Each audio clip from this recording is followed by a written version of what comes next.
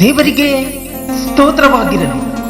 ಈ ದಿನದ ದೇವರ ವಾಗ್ದಾನವು ಕೀರ್ತನೆ 37ನೇ ಅಧ್ಯಾಯ 5ನೇ ವಚನದಲ್ಲಿ, ನಿನ್ನ ಭೂಯಾತ್ರೆಯ ಚಿಂತೆಯನ್ನು ಯೆಹೋವನಿಗೆ ವಹಿಸಿಬಿಟ್ಟು ಭರವಸೆದಿಂದಿರು, ಆತನೇ ಅದನ್ನು ಸಾಗಿಸುವನು. ಆಮೆನ್.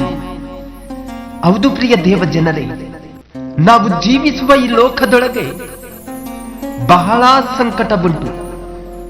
ನಮಗೆ ಪ್ರತಿ ದಿನ ನಮಗೆ ಎದುರಾಗುವಂತ ಶೋಧನೆಗಳು, ಸಹಿಸಿಕೊಳ್ಳಲಾಗದಂತ ದುಃಖಗಳು ನಮ್ಮನ್ನು ಕುಗ್ಗಿಸುತ್ತಾವೆ.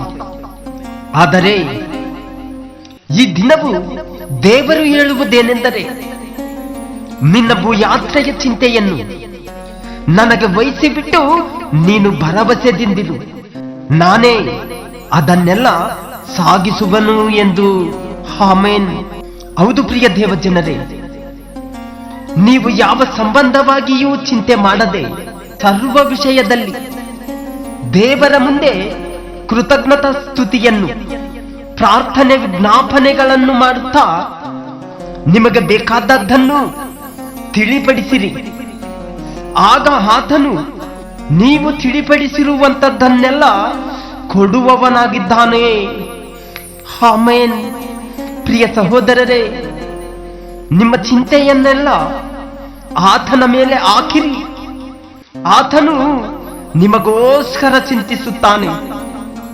ನಿಮ್ಮ ನೀತಿಯನ್ನು ಉದಯದ ಬೆಳಕಿನಂತೆಯೂ ನಿಮ್ಮ ನ್ಯಾಯವನ್ನು ಮಧ್ಯಾಹ್ನದ ತೇಜಸ್ಸಿನಂತೆಯೂ ಪ್ರಕಾಶಗೊಳಿಸುವನು. ನೀವು ಯೆಹೋವನ ಸನ್ನಿಧಿಯಲ್ಲಿ ಶಾಂತರಾಗಿ ಆತನಿಗೋಸ್ಕರ ಕಾದಿರ್ರಿ. ಆಮೆನ್.